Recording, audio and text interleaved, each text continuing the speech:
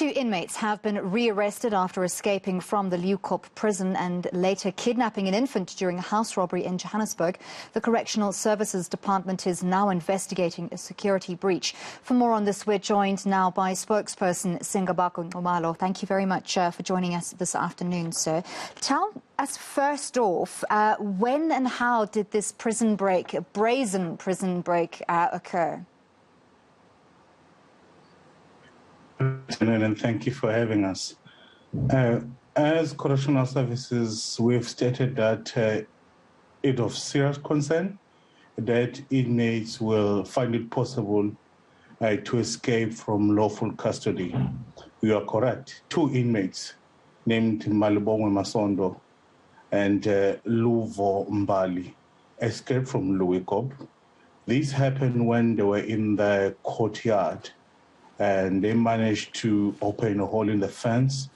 The investigation must then clarify to us what type of an instrument did they use to open that particular hole. How long did it take them to do that? Were they assisted by any person? And even the type of clothing that they used when they escaped.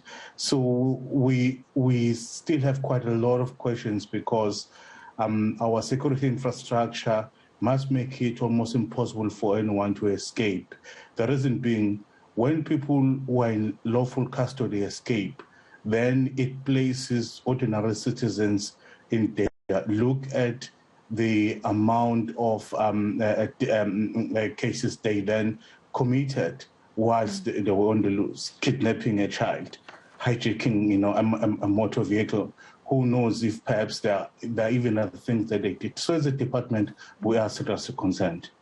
Mr. Nxumalo, as you said, serious crimes committed while they were on the run, and both of these escaped prisoners, as I understand, were originally arrested and convicted for murder. Is that correct? Leeuwkop Prison is serving 30 years for rape and robbery, whereas Leeuwkop Mbali is serving 10 years for murder.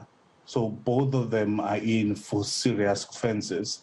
Hence, then having them on the loose, it's something that must never be taken lightly. Hence, as the department, we needed to make it a point that we get them back in custody as soon as possible. At least now they are back. But for the fact that they managed to escape, it's something that, as a department, will not rest up until we've answered all the questions, because we have to ask ourselves, how was it possible? I know for our systems what really happened there, because what we can confirm is that indeed there was a serious security breach there. So as a department, it's something that we really need to look deep, and so that we're even able to prevent similar cases, happening in future, because any escape is something that can never be taken as a normality in a correctional facility. Mr. Nxumalo, I'm curious to get a little bit more detail. How long from the time when they escaped until when they were rearrested?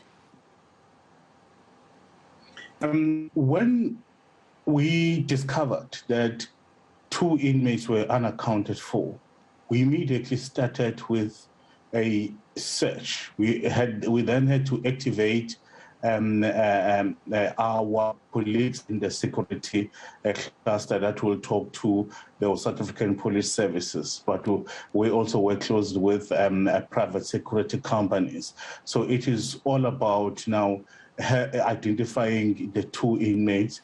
How do they look like at the time of an escape, and the likelihood in terms of movement, to say where is Leeuwkop located. So if anyone were to be moving from Leeuwkop, which areas will you then start with your targeting, and then also move to other areas, also looking at the time within which they escaped, and also checking if there are new cases reported, in that particular area. So immediately when there was a case of hijacking reported, also, kidnapping of a child, So when those two were pieced together, it then started giving strong lists that it could be, the two inmates who had escaped from Leeuwkop, and having them assistance from the private security companies did come handy as well, and the SAPS, were on the lookout. So when we then received a report that they have two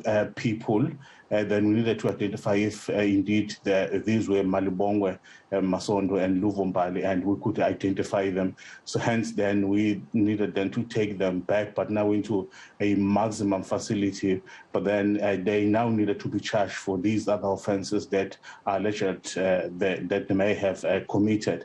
But as a department, hence we've said the investigation must go even much deeper than the offences that they may have committed, because we've got to look internally to say, how is it possible that inmates will escape from from our courtyard? For how long were they there in that courtyard? And our officers, did they conduct sufficient checks and balances? How many times did they conduct the roll call, like in terms of counting?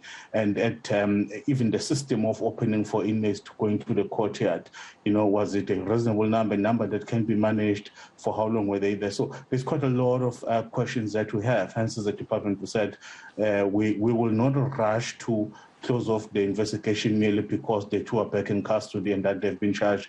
We want to get every detail, dissected, so that we're then able to say, no, this is how everything happened, and then also use it even as a case study moving forward, because inmates do go into the courtyard for exercising purposes, but also there are 1 hour mandatory 1 hour exercise has to be there. But then how do we manage them when they're in that particular courtyard?